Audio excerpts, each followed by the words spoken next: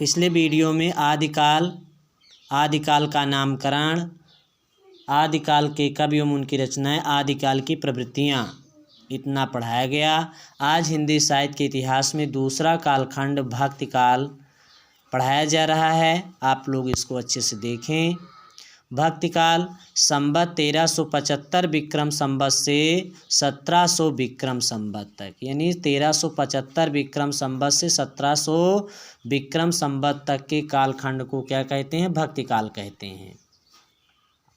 हिंदी साहित्य के इतिहास में संवत 1375 विक्रम से 1700 विक्रम संवत तक के कालखंड को पूर्व मध्यकाल या भक्ति काल के नाम से जाना जाता है। जो आपका भक्ति काल है इसका नाम क्या है? पूर्व मध्यकाल है। राजा हर्षवर्धन के बाद देश में ऐसा कोई राजा नहीं था जो हिंदू जनता को एकता के सूत्र में बांध सके। यानी राजा हर्षवर्धन ऐसे राजा थे जो भारत देश को एकता के सूत्र में बांधे थे।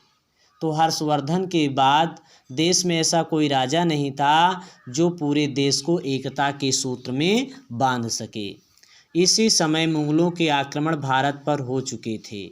हिंदू जनता के सामने ही उनके धर्म ग्रंथ, धर्म स्थल का अपमान किया जा रहा था। अर्थात जो हिंदू धर्म ग्रंथ थे उनको उन्हीं के सामने फाड़ दिए जाते थे और उनके जो धर्म स्थल मंदिर थे उन्हीं के सामने गिरा दिए जाते थे।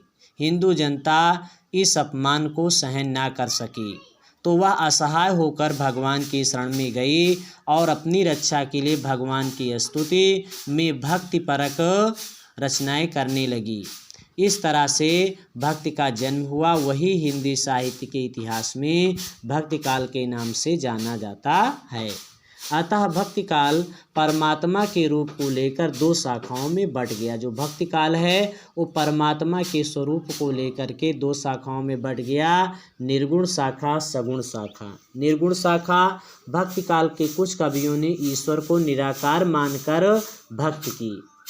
जिन कवियों ने ईश्वर को निराकार मानकर ईश्वर की भक्ति की उन्हें निर्गुण शाखा का कवि कहा गया। निराकार परमात्मा की प्राप्ति कुछ कवियों ने ज्ञान के आधार पर तथा कुछ कवियों ने प्रेम के आधार पर बताया। अतः निर्गुण शाखा भी दो शाखाओं में बट गया। ज्ञानाश्रयी शाखा, जिसको संत काव्य धारा भी कहते हैं, प्रेमाश्रयी शाखा, सूफी काव्य धारा। ज्ञानाश्रयी शाखा जिसको संत काव्य धारा कहते हैं, आज उसके बारे में हम आप पढ़ रहे हैं। देखें, जिन कवियों ने निराकार परमात्मा की प्राप्ति ज्ञान के आधार पर बताया उन्हें ज्ञानाश्रयी संत काव्य धारा के नाम से जाना जाता है। ज्ञानाश्रयी शाखा के प्रमुख कवि संत कबीरदास जी हैं। ज्ञानाश्रयी शाखा के प्रमुख कवि एवं उनकी रचनाएं। ज्ञानाश्रयी शाखा के जो कवि हैं और रचनाएं हैं वो पहले कबीर हैं, उनकी एकमात्र रचना है बीजक, साखी, शबद, रमैनी, 3 प्रकार के पद इसमें संग्रहित हैं। दादू दयाल की रचना हरडे, वाणी, अंग बधू। मलूकदास ज्ञान बोध, रतन खान भक्ति विवेक, ध्रुव चरित्र, सुख सागर, ये मलूकदास की रचना है। सुंदर दास ज्ञान समुद्र, सुंदर विलास। नानक देव आशा दीवार, सोहिला, जपुजी, रहिरास। गुरु अर्जुन देव सुखमणि, बावन अखरी, 12 मासा, ये गुरु अर्जुन देव की रचना है। रज्जब संबग्गी। ज्ञानाश्रयी शाखा की प्रमुख प्रवृत्तियां या विशेषताएं: ईश्वर के निराकार रूप की मान्यता, गुरु का महत्व, बाह्य आडंबरों का विरोध, मूर्ति पूजा का विरोध, जात पाति की भावना का विरोध, ये ज्ञानाश्रयी शाखा की विशेषताएं हैं। तो आज आप लोग इतना भक्ति काल की शाखा, ज्ञानाश्रयी शाखा के कवि एवं उनकी रचनाएं, ज्ञानाश्रयी शाखा की प्रवृत्तियां, इतना पढ़ें। आगे कल बताया जाएगा।